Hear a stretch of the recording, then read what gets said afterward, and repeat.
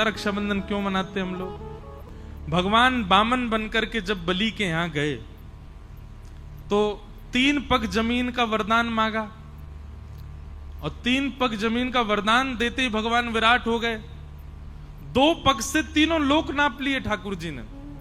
तीसरा पग देने के लिए बलि के पास कुछ नहीं बचा तो बलि ने अपना सिर आगे किया कि तीसरा पग यहां रखो। तो ठाकुर जी इतने प्रसन्न हो गए बलि से, बोले वरदान मांगो, क्या चाहिए? तो बलि ने माना जो मांगूंगा सो दोगे? बोले हाँ देंगे। बोले मैं जब जब अपने महल में अंदर जाऊं और जब जब महल से बाहर आऊं तब तब आप मुझको दिखो प्रत्यक्ष। भगवान बोले इनडायरेक्ट वे में बोल रहे हो, सीधे सीधे बोल दो कि द्वारपाल बन जाओ मेरे। अब तुम महल में कब जाओगे कब आओगे मुझे क्या पता? द्वारपाल खड़ा रहे, उसी को पता रहता कब आ जा रहे हो। बलि बोला यही समझ लीजिए। तो भगवान द्वारपाल बन गए बलि के। अब जब बलि के द्वारपाल ठाकुर जी बने, लक्ष्मी जी को बहुत विरह हो गया। ठाकुर जी आ ही नहीं रहे, बलि के यहां पर द्वारपाल बन के खड़े हैं। लक्ष्मी जी ने आकर के भगवान से कहा चलो। बोले मैं नहीं जा सकता, अहम भक्त पराधीन। स्पष्ट शब्द है भागवत में। ठाकुर जी कह रहे हैं पूरा विश्व मेरे पर अधीन है पर मैं अपने भक्त के अधीन हूं, मैं कुछ नहीं कर सकता यदि भक्त को मैंने वचन दे दिया तो। लक्ष्मी जी बोली आप वैकुंठ नहीं चलोगे? बोले नहीं चलेंगे, जब तक बलि नहीं कहेगा तब तक नहीं जा सकते। तब लक्ष्मी जी ने योजना बनाई और एक दीन सी कन्या बन करके लक्ष्मी जी भीतर गई। राजा बलि के पास पहुंची तो बलि ने कहा आइए क्या सेवा करूं? तब लक्ष्मी जी बोली कि मेरे कोई भाई नहीं है और मैंने जब से आपको देखा है तब से आपको ही अपना भाई स्वरूप माना है। बलि बड़ा प्रसन्न हुआ, बोले आप भाई मानती हैं तो बहुत अच्छी बात है। लक्ष्मी जी बोली लेकिन ये संबंध हमेशा के लिए हो जाए, इसके लिए कुछ क्रिया होनी चाहिए। तो बोले क्या?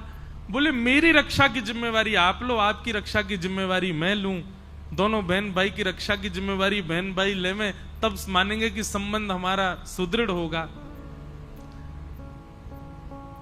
बलि ने कहा बहुत अच्छी बात है, कैसे करेंगे? बोले तो एक काम करते हैं, हम एक सूत्र आपके हाथ में बांध देते हैं। जैसे लक्ष्मी जी ने कहा कि मैं एक सूत्र पहना दूं आपको ताकि जब जब उस सूत्र को देखो तो मेरी याद आए कि हाँ मेरी बहन है, मुझे उसकी रक्षा करनी है।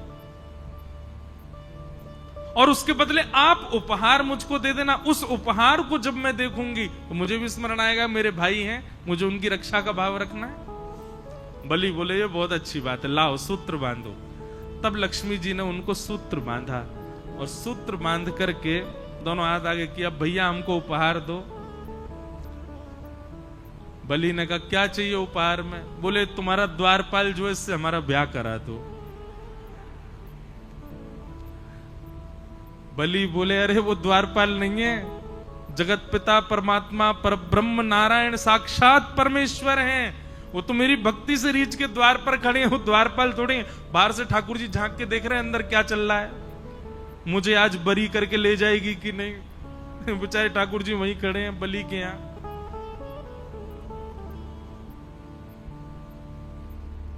लक्ष्मी जी बोली भैया अब वही मांगा है तो वही चाहिए मुझे, आप मेरा ब्याह। अरे संभव ही नहीं है, उनका ब्याह केवल पराम्बा जगदम्बा लक्ष्मी से होता है, वो और किसी का वर्ण नहीं करते।